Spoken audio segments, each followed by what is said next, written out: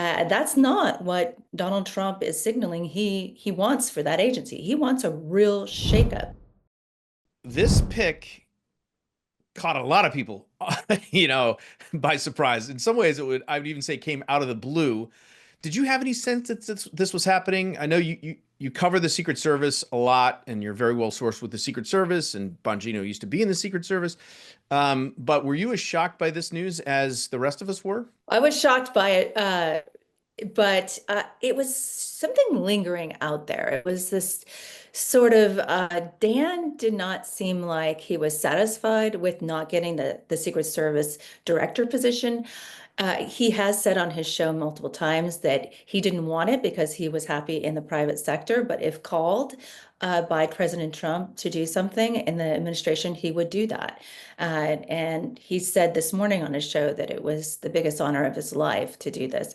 So, but there was all this intrigue since Donald Trump's victory that Dan Bongino would get the Secret Service position, and he has been critical of Sean Curran for that decision by Trump to choose Sean Curran, and he's been very vocal about that, but he said he wishes him the best. But in this position, he is going to have a chance to do what he has wanted to do, what he's been suggesting as the biggest reform, and strip the Secret Service of their investigations.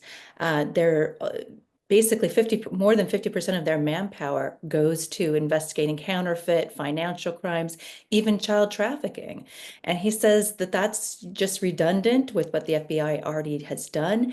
And so they should focus on their protective mission and keeping Donald Trump alive and the first family and the VP and cabinet members. So I think this is going to give him an opportunity to enact that change if he is as influential as people are making him out to be with his close friendship with Kash Patel. Well, that's what I wanted to ask you about. I mean, we've got Kash Patel now, who in and of himself was, I think, a shock to the system for a lot of establishment Washington, you know, folks on the Democratic side of the aisle. And now here you have, sort of, if Kash Patel is Batman, Dan Bongino is Robin, the dynamic duo here. And I saw the clip of Dan Bongino talking about he's going to give everything he had to over the next however long to this agency. I mean, what do we expect? First of all, what's the reaction you're hearing from folks inside Washington to the Bongino news? And then what can we expect from the two of these gentlemen as they move forward? What's on the top of their priority list in terms of making moves at the FBI? Yes, I think that you have gotten the requisite sort of predictable criticism from the left that, he doesn't have enough. Usually the pick comes from within the agency, and it's a long-term agent who has moved up the ladder. That's not what Donald Trump is signaling he wants for that agency. He wants a real shakeup. He wants to clean house. He's already begun that process even before Kash Patel was installed. And so now you're going to see this very, very aggressive pursuit of reform at the FBI. And it could, like I said, spill over to the Secret Service as well. With the FBI, certainly from my point of view, I really want to see him tackle what's going on with the FBI investigation into the would-be assassins, Thomas Crooks and Ryan Ruth.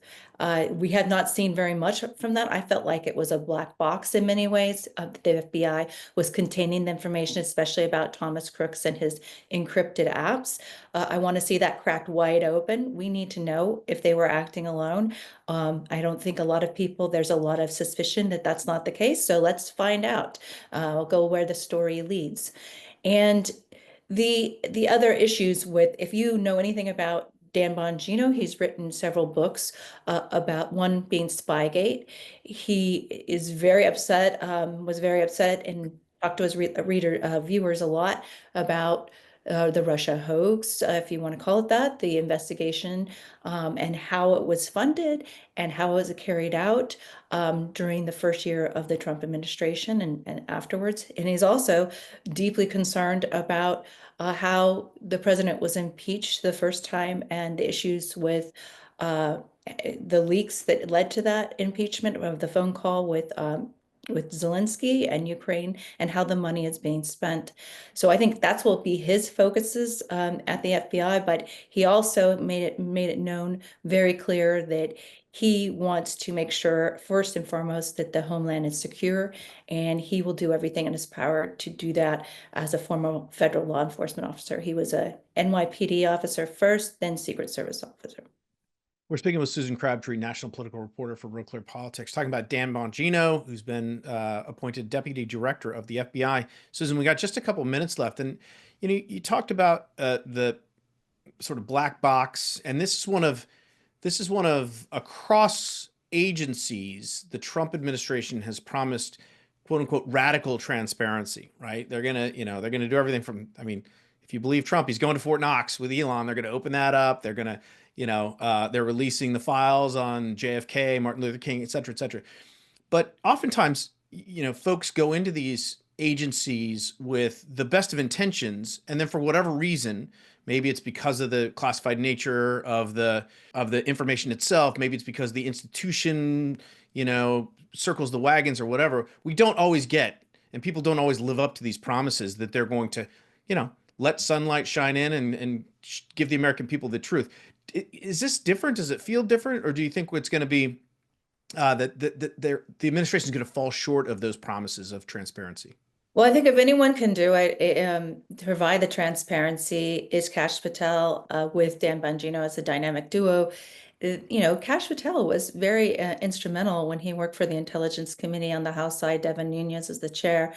Um, to expose some of the schemes, I guess that's the only word I can call them, to link Donald Trump to Russia and say that Russia was influencing the 2016 campaign, and the way that they went about it to get the false FISA court documents to surveil different members of the Trump campaign's team was just unprecedented. And I think you're going to see a lot of FISA reform and a lot of efforts to crack down on those that perpetrated those acts. And people say that that's a partisan issue. Well, I think the FBI has lost a lot of credibility over the last few years during the Biden administration and before that. And I think they are dedicated to cleaning it up. We'll see if they can measure up to those very tall orders.